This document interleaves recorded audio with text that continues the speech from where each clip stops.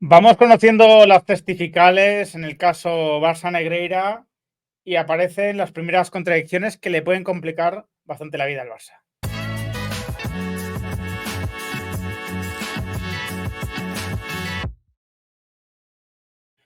Muy buenas a todos, ¿qué tal? Ayer, ¿no?, publiqué un vídeo sobre el caso Barça Negreira, una exclusiva del Mundo en la cual, pues básicamente pues lo que se comentaba es que el exdirector financiero del Barcelona había sido interrogado durante varias horas por parte de la UCO, la Guardia Civil, y que, pues había hecho una serie de manifestaciones, ¿no? Como que, pues estaban acreditados los trabajos, que había un contrato en vigor y que por lo tanto él, pues daba la orden de pagar, ¿no? Que no había más, ¿no? Que no había nada raro, ¿no? Que había un contrato en vigor, un trabajo que se podía acreditar, ¿no? Y unos pagos, y ya está, ¿no? Y que él desconocía, por cierto, que se trataba de las empresas del vicepresidente de los árbitros, ¿no? Del CTA. Al margen, ¿no?, de que ya comenté, ¿no?, cómo de poco estaba acreditado el contrato y, por supuesto, los servicios prestados, ¿no?, ya que se trataba por parte de Negreira padre, no del hijo, ¿no? Que no nos líen y no nos liemos nosotros tampoco. Se trataba de asesorías verbales, ¿no?, que tenían como objetivo, según las palabras del propio Negreira, pues que no se tomasen decisiones en contra del Barça. Al margen de eso, cuando le preguntaron por qué esta relación tan especial con el vicepresidente de los árbitros no había sido pues condenada, ¿no?, o capada por el departamento de compliance, lo que vino a decir es que como la relación venía de muchos años, ¿no?, de más de 2 décadas atrás, ya lo sabíamos, ¿no?, que venía de la época de Núñez, pues que en el departamento de compliance no se atendían a contratos antiguos, ¿no?, sino solo a los nuevos, ¿no? Y que hay muchos proveedores en el Barcelona y, por lo tanto, compliance solo se fijaba en los nuevos. Os comenté que esto me parecía una soberana chorrada, ¿no?, que ningún departamento de compliance mínimamente serio desatiende las relaciones antiguas, que precisamente por aquello de la antigüedad pueden haber generado vicios, ¿no?, defectos en sí mismas, pues bastante importantes, ¿no? Esto no era creíble, básicamente, ¿no? Esto no tenía ningún sentido, no conozco ningún departamento de compliance, ninguna gran empresa que aplique ese criterio. Y pues me quedé con esto, ¿no? Y hace poco, pues una persona cercana y que también estudia muy bien el caso Negreira me recordó lo siguiente, ¿vale? Me recordó lo siguiente. Claro, son tantas cosas en el caso Negreira que uno se olvida muchas veces de lo importante, ¿no? O de cosas que han pasado. La ex jefa de compliance del Barça declara que la directiva ocultó los pagos a Negreira. La responsable del área de compliance entre 2016 y 2019, Sabine Packer, testificó ante la Guardia Civil también, porque han ido pasando uno tras otro, que desconoce el motivo por el que las facturas de Negreira fueron omitidas a nivel contable por la cúpula del club. No puedo leer toda la noticia, pero yo creo que con esto, ¿no?, es más que suficiente, ¿no? Tenemos dos versiones completamente contradictorias. Por un lado, el exdirector financiero nos dice que eh, no formaban parte de la actividad de compliance, ¿no?, del departamento de compliance, la revisión de contratos antiguos, de relaciones mercantiles antiguas.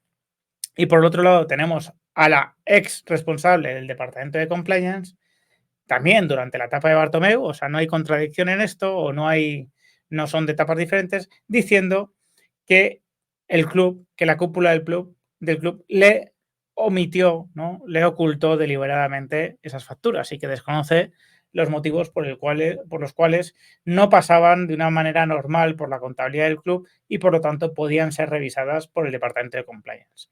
Es decir, si la directora de este departamento dijese que por criterio de empresa, que ya digo, sería difícilmente justificable, no tenía que revisar ese tipo de facturas, puesto que venían, ¿no?, pues de una relación contractual muy pasada, pues por lo menos estaríamos viendo dos versiones coherentes entre sí.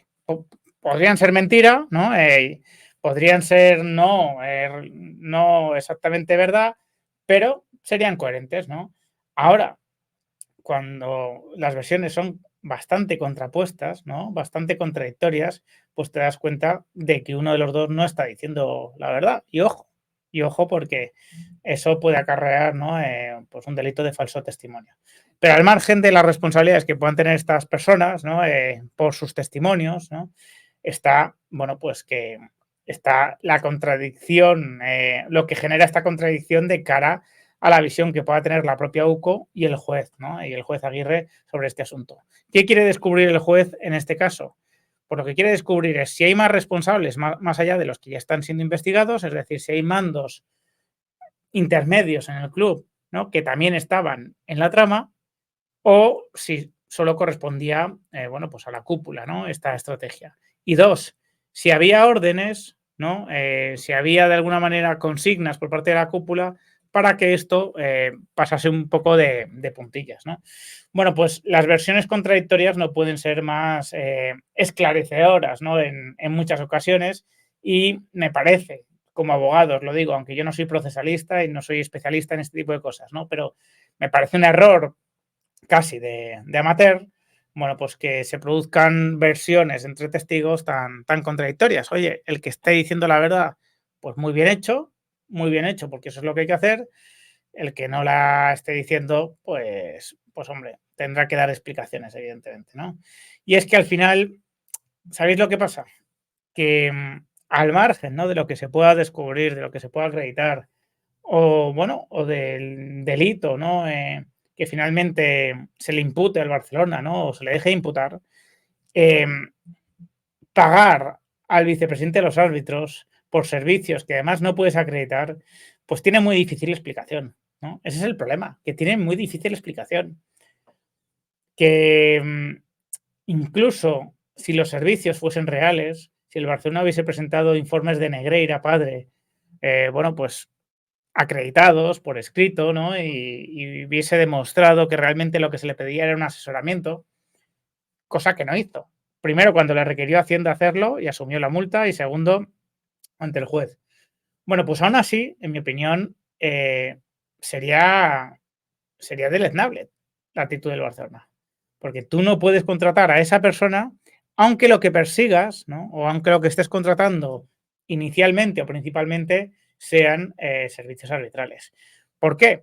Porque evidentemente se crea una empatía, se crea una relación que puede conllevar pues, conflictos de intereses continuos, ¿no? Porque esa persona pues, va a querer que te vaya bien, ¿no? Lógicamente, si te está asesorando, si está cobrando de ti, si vive de ti, ¿no? Porque Negreira no tenía un sueldo del CTA, pues lo normal es que quiera que te vaya bien, ¿no? Que te vaya bien, y aunque te esté prestando simplemente un servicio profesional, pues no se lo tienes que encargar al jefe de los árbitros, encargárselo a cualquier otra persona en el mundo, pero no al jefe de los árbitros.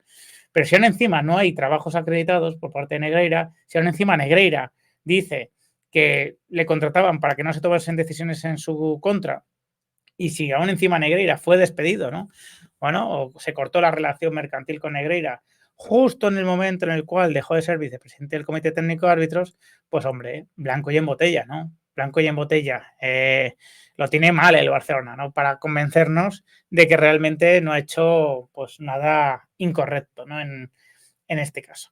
Y esa teoría de que el dinero volvía a los directivos y que era una forma, ¿no? Pues de robarle al club, pues sin que sea incompatible que también hayan robado al club, ¿no? Porque no lo sé, no tengo ni idea si eso ha ocurrido así o no. ¿Qué queréis que os diga? No creo que sean tan tontos como para elegir al vicepresidente de los árbitros para robarle al club. Elige a cualquier otro proveedor, que hay cientos, ¿no? Para el Barcelona, elige a cualquier otro proveedor que no pueda confundir lo que se está haciendo con corrupción deportiva, ¿no? Elige, yo qué sé, al que trae el catering, por ejemplo, ¿no? Al proveedor que trae el catering, al que te pone las sillas en la sala de reuniones. Elige, yo qué sé, si es que hay 200, al que te hace la cartelería, al que te hace temas de marketing, a cualquiera, menos al vicepresidente de los árbitros, porque alguien puede pensar que estás intentando influir en la competición deportiva, ¿no? En el tema arbitral.